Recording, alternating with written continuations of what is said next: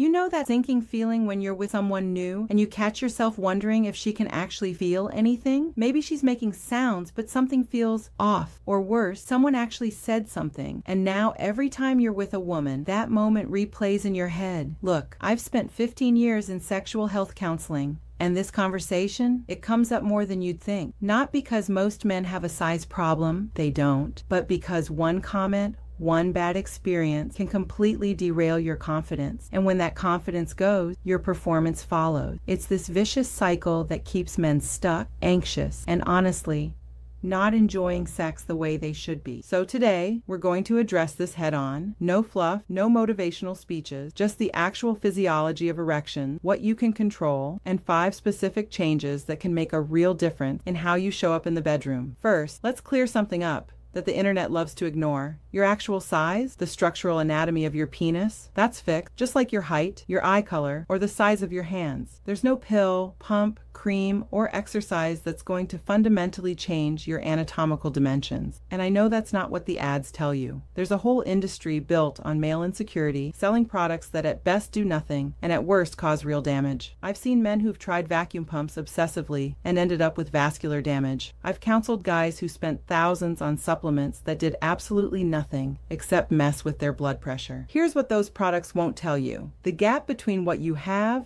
and what you could be experiencing isn't about size, it's about function. Think about it this way. You've probably noticed that your erections aren't always the same quality, right? Sometimes you're rock solid. Other times you're at maybe 70%, 80%. You can still have sex, but it's not quite the same. That variation, that's what we're actually talking about. Because most men are not consistently achieving their full erectile potential. And the difference between a partial erection and a full one isn't just how it feels for you. It's measurable. We're talking about potentially a ½ inch to even a full inch in length and noticeable girth difference. So the real question isn't, how do I get bigger? It's, why am I not getting as hard as I physically can? And that answer comes down to one thing: blood flow. An erection is essentially a hydraulic event. Your penis has 2 chambers called the corpora cavernosa. When you're aroused, blood floods into these chambers, the tissue expands, and veins that normally drain blood get compressed. That's what creates rigidity. But here's the thing. That system only works optimally when your cardiovascular system is actually functioning well. And for a lot of men, especially as they get into their 30s and 40s, that system is quietly degrading. You're sitting 8, 10, 12 hours a day. You're stressed, you're not sleeping enough, your diet's questionable, and all of that affects your vascular health, which directly affects erection quality. Let me give you a concrete example. I had a patient, mid-30s, came in convinced he had erectile dysfunction. He'd been with his girlfriend for 6 months, and he noticed he wasn't as hard as he used to be with previous partners. He was spiraling, thinking about medical interventions. We did a basic assessment. Turns out he'd started a new job 8 months prior, fully remote. He was sitting from 8 a.m. to 6 p.m. most days, barely moving. His sleep had gotten worse because he'd work late, then scroll on his phone. And he'd stopped going to the gym because, well, no time. I didn't prescribe anything. I told him, stand up every 45 minutes, take a 10-minute walk at lunch, get back to lifting weights 3 times a week, fix your sleep hygiene. 2 months later, he came back. Problem essentially resolved. His erections were back to what he remembered. Nothing about his anatomy changed. His cardiovascular function improved, and that was enough. Now, I'm not saying everyone's issue is that simple, but the point is, your erectile quality is often a reflection of your overall health. Your penis is kind of like a check engine light for your cardiovascular system. So before we get into specific techniques, you need to understand, if your body is exhausted, stressed, and sedentary, no amount of tricks during sex is going to give you consistently strong erections. You've got to address the foundation first, and that means looking at your lifestyle, not in some vague wellness way, but in very specific, measurable behaviors. So let's talk about what actually moves the needle. First, movement. And I don't just mean exercise. I mean reducing the sheer amount of time you spend sitting. When you sit, you're compressing your pelvic floor, restricting blood flow to your genitals, and weakening the muscles that support erectile function. If you have a desk job, you need to be standing up regularly, every 45 minutes at minimum. Set a timer if you have to. And when you do exercise, combine resistance training with cardiovascular work. Lifting is great for testosterone and overall vitality. Cardio is essential for vascular health. You need both. Second, temperature exposure. This one sounds weird, but it's legit. Alternating heat and cold, like sauna followed by a cold plunge, or even just hot-cold showers, improves circulation. It trains your blood vessels to dilate and constrict efficiently. You don't need an expensive setup. A hot shower followed by 30 seconds of cold water at the end work. Your cardiovascular system adapts to that stress, and over time, blood flow improves. Third, and this is non-negotiable, check your actual heart health. If you're over 30, especially if you have any family history of cardiovascular issues, get a checkup. High blood pressure, cholesterol issues, early signs of arterial stiffness, these all impact erectile function, often before they cause any other symptoms. Fourth, sleep. And I mean real sleep. 7 to 8 hours of actual rest, not lying in bed, scrolling for 9 hours, and sleeping for 5. When you're sleep deprived, your testosterone drops, your stress hormones spike, and your body goes into a kind of survival mode where non-essential functions, like strong erections, get deprioritized. If you're running on caffeine and willpower, your erections are going to suffer. It's not a character flaw, it's physiology. And fifth, stress management. Chronic stress constricts your blood vessels. That's a literal physiological response. Your body thinks you're in danger,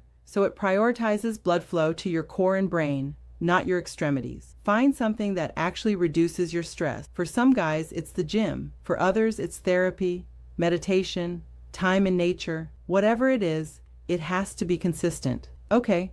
So that's the foundation. Now here's something important. Getting your erections right is only part of the equation, because even with perfect erectile function, if you don't know how to actually satisfy your partner, you're still going to feel inadequate. That's why I've put together a complete course that walks you through exactly how to pleasure a woman, the techniques, the psychology, the timing, everything that actually matters in the bedroom. It covers what most men completely miss, and it's designed to give you genuine confidence, not just in your body, but in your ability to create incredible experiences for her. If you want access to that, check the link in the description. But now let's talk about what you can do in the moment during sex to maximize your erection quality. First, you need to actually know what turns you on. And I don't mean in a general sense. I mean specifically. Most men focus on getting their partner aroused and sort of assume they'll automatically follow. But arousal isn't a light switch. Maybe you're really visual. Are you actually getting enough visual stimulation? Or are the lights off and you're just going through the motions? Maybe you'd be more turned on if she wore something specific, or if you could actually see what's happening. Or maybe there's a psychological element. Some men are more aroused by a certain dynamic, being dominant,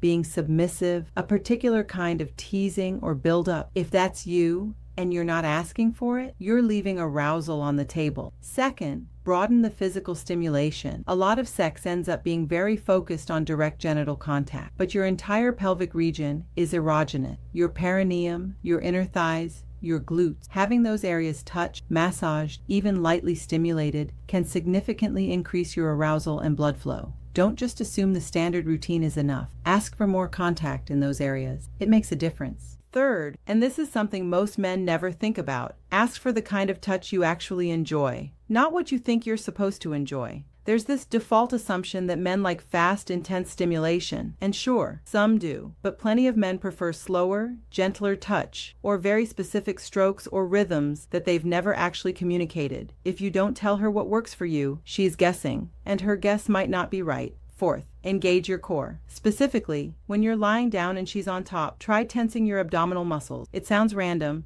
but it helps drive blood into your pelvic region. It's subtle, but you'll feel the difference. And fifth, your pelvic floor muscles. These are the muscles you'd use if you were trying to stop yourself from peeing. You can tense them during sex, and when you do, you're essentially squeezing more blood into your penis. It increases rigidity noticeably. You can practice this outside of sex too. Just contract those muscles, hold for a few seconds, release. Do that regularly, and you'll have better control and stronger erections when it matters. Look, here's the bottom line. You can't change your anatomy, but most men aren't even reaching their full potential with the anatomy they have. And the gap between where you are now and where you could be isn't about some magic fix. It's about cardiovascular health, blood flow, and actually paying attention to what turns you on. Fix the lifestyle stuff, move more, sleep better, manage your stress, and during sex, make sure you're actually getting the stimulation you need, not just what you think you should need. Do that and you'll notice a difference.